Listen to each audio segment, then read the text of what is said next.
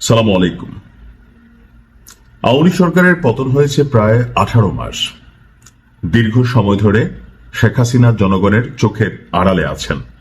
একটা ভয়েস আমরা শুনছি, আসলে তিনি জীবিত আছেন নাকি মারা গেছেন এ নিয়েও মার্কেটে বিতর্ক যখন চলছে, ঠিক তখনই আপনারা জানেন যে গেল কয়েকদিন যাবৎ আমেরিকার কুখ্যাত একজন অপরাধী, যৌন অপরাধী এবং মানব পাচারকারী একটা চক্র আছে। সেই চক্রটাকে যেটাকে বলা হয়ে থাকে জেফ্রি এপস্টাইন।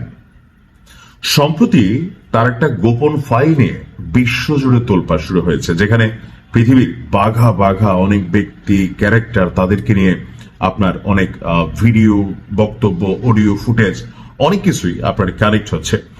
তো এই অ্যাপস্টাইন ফাইলে বা এই চক্রের মধ্যে শেখ হাসিনার নামও এসেছে, ভারতের প্রধানমন্ত্রী মোদীর নামও এসেছে। এটা নিয়ে অনেক কিছু হয়েছে, আপনারা জানেন। তো কি আছে আসলে শেখ হাসিনাকে নিয়ে সেই গোপন ফাইলে? প্রকাশিত নথিটির তথ্য অনুযায়ী 2018 সালের 21শে সেপ্টেম্বর শেখ হাসিনা যখন ঢাকা, লন্ডন, নিউ ইয়র্ক সফরে গিয়েছিলেন, ঠিক সেই সময় অ্যাপস্টাইন নেটওয়ার্কের সাথে তার একটা বিশেষ যোগাযোগের সূত্রপাত হয়। অ্যাপস্টাইনের দীর্ঘদিনের ব্যক্তিগত সহকারী লেসলি গ্রফকে পাঠানো একটি ইমেইলে উল্লেখ করা হয়েছে যে বাংলাদেশের তৎকালীন প্রধানমন্ত্রী, নরওয়ের তৎকালীন প্রধানমন্ত্রী ব্রোঞ্জ ব্র্যান্ডের নেতৃত্বাধীন একটি দলের মাধ্যমে একটি অপ্রকাশিত বিষয় নিয়ে সমঝোতায় পৌঁছেছে। এখন কি, কেন আসলে তাদের সাথে সমঝোতা করতে হবে?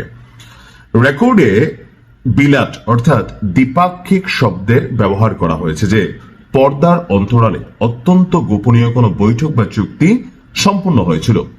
আশ্চর্যজনক বিষয় হল, সেই সময় সরকারি সফরে থাকা শেখ হাসিনার পক্ষ থেকে নরওয়ের সাথে এমন কোন চুক্তি সম্পর্কে আসলে আমরা জানতে পারলাম না।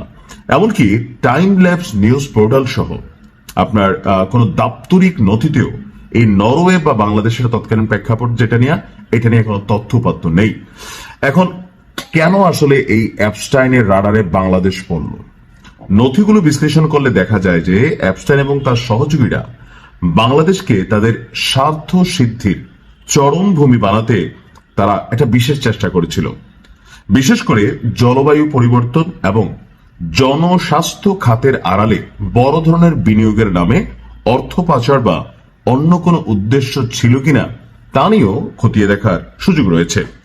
অ্যাপস্টাইনের ফাইলে আপনার আইসিসিডিআর বি কে বিনিয়োগের উত্তম জায়গা হিসেবে অভিহিত করা হয়েছে, যেটি 2014 সালের একটি মেইলে প্রোবায়োটিক প্রকল্পে 10 বছরের জন্য $5 মিলিয়ন বিনিয়োগের প্রস্তাব দেওয়া হয়েছিল, যেখানে মাত্র 3% নিশ্চিত মুনাফার কথা উল্লেখ ছিল। এখন আপনাদের নিশ্চয়ই হালকা হালকা মাথা ঘোরাচ্ছে, কি অ্যাপস্টাইন ফাইল, কি নিয়ে আসলে এত তোলপাড়? তবে এটা সারা পৃথিবীতে আপনার মোটামুটি একটা নাড়া দিয়েছে।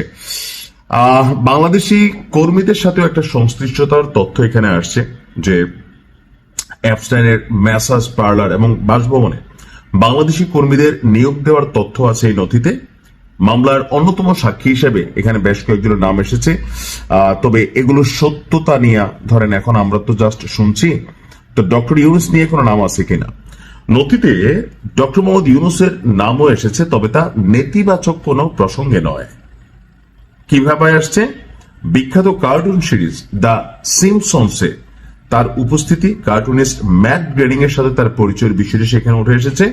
এছাড়া রাজনৈতিক অনুদান তালিকায় ব্যবসায়ী আব্দুল আওয়াল মিন্টু, বিএনপির খুবই একজন প্রভাবশালী নেতা, তার নাম থাকলেও সরাসরি অ্যাপস্টাইনের সরাসরি কোন সম্পর্কের তার সাথে নথি মেলে নেয়। আমি জানি আমার এই নিউজটা নিয়ে আপনাদের মাথার মধ্যে একটু একটু এলোমেলো ভাব হচ্ছে, কারণ এই ফাইলটাই আসলে কিছুটা এলোমেলো।